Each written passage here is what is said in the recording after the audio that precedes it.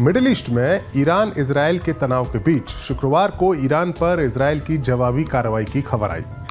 Israel पर Iran की air strike के 6 दिन बाद इजराइल ने ईरान के परमाणु ठिकाने वाले शहर इस्फहान को निशाना बनाया।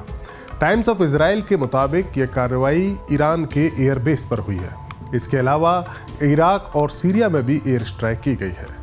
इस्फहान वही प्रांत है या वही सूबा है जहां नतांज समेत ईरान की कई न्यूक्लियर साइट्स मौजूद हैं। ईरान की फारस न्यूज एजेंसी ने भी धमाकों की आवाज़ को सुने जाने की पुष्टि की है और ये जानकारी दी है।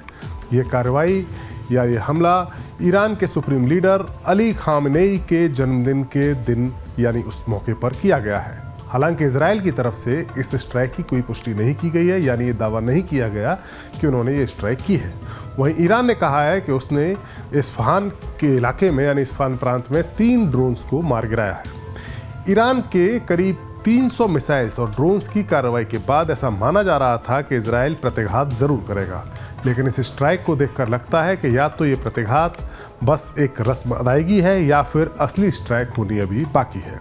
हालांकि इस पूरे मसले पर एक बात यह भी है जो समझ में आती है कि अमेरिका नहीं चाहता है कि इजराइल अब ईरान के साथ अपने तनाव को और आगे बढ़ाए, क्योंकि अमेरिका ये अच्छी तरह से जानता है कि बिना उसकी मदद के यानी बिना अमेरिका के इन्वॉल्व हुए इजराइल का ईरान के आगे टिक पाना काफ़ी मुश्किल है।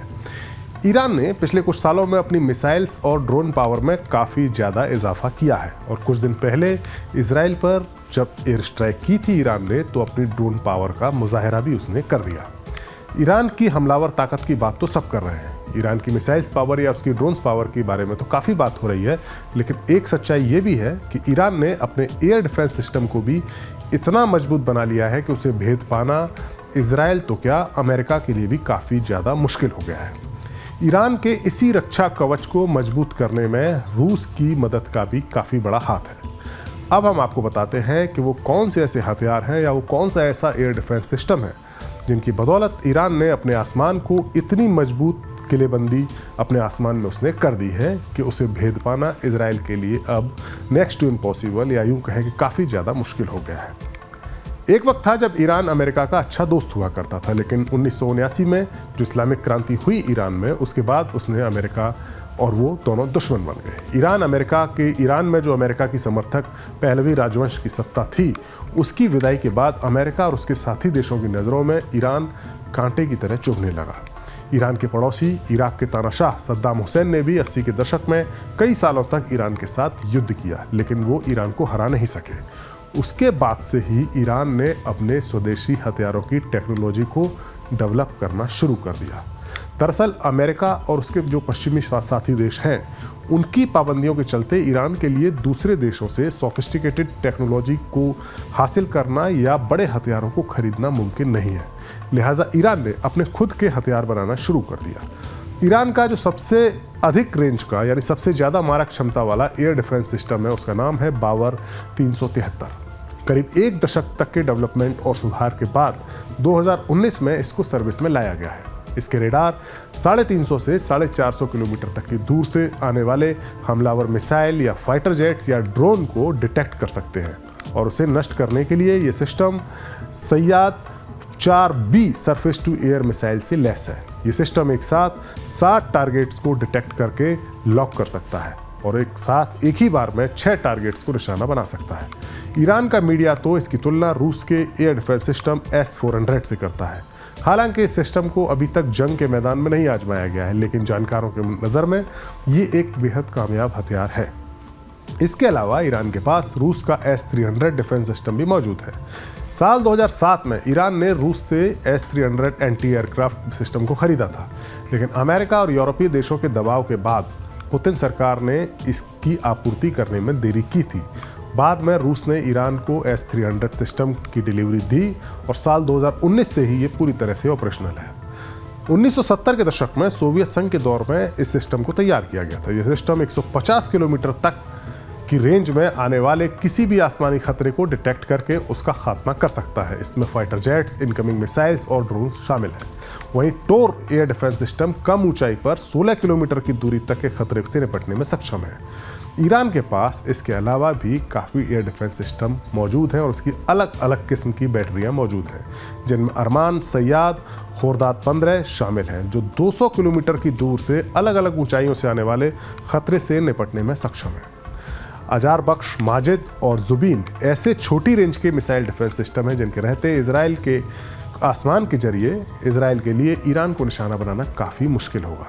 यही नहीं, ईरान को पता है कि जंग के हालात में इजराइल उसकी न्यूक्लियर साइट्स या मिसाइल डिपो जैसी खास जगहों पर बंकर बम का इस्तेमाल करके निशाना बना सकता है। लिहाजा उसने अपने ऐसे खास सेंटर्स को पहाड़ियों के बीच में बनाया है ताकि उन्हें निशाना बनाना किसी भी बंकर बम के लिए भी आसान ना हो। यही नहीं, ईरान अब रूस से S-400 सिस्टम को भी खरीदने की प्लानिंग कर रहा है। हालांकि ये सिस्टम यूक्रेन युद्ध में पूरी तरह से कारगर तो साबित नहीं हुआ है, लेकिन फिर भी इसे मौजूदा वक्त में दुनिया का सबसे बेहतरीन एयर डिफेंस सिस्टम माना जाता है। रूस ने इसे भारत, चीन और टर्की को ही अभी तक बेचा है। अपने आसमान की हिफाजत के लिए मौजूद एयर डिफेंस सिस्टम के अलावा ईरान के पास वार करने के लिए भी मिसाइल्स का काफ़ी बड़ा जखीरा मौजूद है। ईरान के पास 9 अलग अलग कैटेगरी की 9 अलग अलग किस्मों की मिसाइलें हैं जो इजराइल तक मार करने में सक्षम हैं। ईरान की इनमें से कुछ मिसाइलें 14,000 किलोमीटर प्रति घंटे की रफ्तार से उड़ते हुए 2,000 किलोमीटर तक की दूरी पर टारगेट को भेद सकती हैं। ईरान के मिसाइल के जखीरे में मौजूद सेजिल मिसाइल 2000 से 2500 किलोमीटर की दूरी तक निशाना लगाने में सक्षम है। इसके मैक्सिमम स्पीड की अगर बात करें तो ये 12 से 14 मैक के बराबर है। वहीं खैबर मिसाइल मैक 5 की स्पीड से 2000 किलोमीटर की दूरी तक निशाना लगा सकती है। इमाद मिसाइल 2 7 मैक की स्पीड से 2000 किलोमीटर की दूरी तक के टारगेट को भेज सकती है। शहाब 3 मिसाइल मैक 7 की स्पीड से वार करती है, जो कि 2000 किलोमीटर इसकी रेंज है। इसके अलावा गादर मिसाइल मैक 9 की स्पीड से 1950 किलोमीटर दूर तक के टारगेट को भेजने में सक्षम है। पावे मिसाइल 900 किलोमीटर प्रति घंटे की रफ्तार से 1650 किलोमीटर की रेंज में हमला कर सकती है। फतह 2 मिसाइल मैक 5 की स्पीड से 1400 किलोमीटर तक के 1400 किलोमीटर की दूर तक दुश्मन के ठिकाने को नेस्तनाबूद करने में सक्षम है। खैबर शिकन मिसाइल 1450 किलोमीटर तक दुश्मन के टारगेट को भेज सकती है। ये 5000 किलोमीटर प्रति घंटे की रफ्तार से वार करती है। हाज कासिम मिसाइल मैक 5 की स्पीड से चलने वाली मिसाइल है, जो 1400 किलोमीटर तक की इसकी रेंज है। ईरान की ये वो मिसाइलें हैं जो किसी भी ताकतवर देश के पास मौजूद एयर डिफेंस सिस्टम को नाकाम कर सकती हैं या उसको अच्छी खासी तरीके से परख सकती हैं। मिसाइल ही नहीं, ड्रोन वॉरफेयर भी एक ऐसा एस्पेक्ट है जिसमें ईरान ने अब काफ़ी ज़्यादा महारत हासिल कर ली है। हाल ही में जब यूक्रेन युद्ध हुआ है, पिछले 2 साल से चल रहा है, वहाँ ड्रोन्स एक ऐसे हथियार के तौर पर सामने आए हैं जो पूरा का पूरा गेम बदलने की क्षमता रखते हैं। और ऐसे में ड्रोन्स पावर में ईरान का सुपीरियर होना अपने आप में एक बहुत बड़ी बात है। यानी ये कहा जा सकता है कि मिडिल ईस्ट के इलाके में ईरान अब एक ऐसा मुल्क बन गया है जिसके आसमान में घुसकर उस पर स्ट्राइक करना इजराइल के लिए बेहद मुश्किल काम है। और ये बात अमेरिका जानता है और इसीलिए उसकी कोशिश है कि मौजूदा तनाव को कम किया जाए।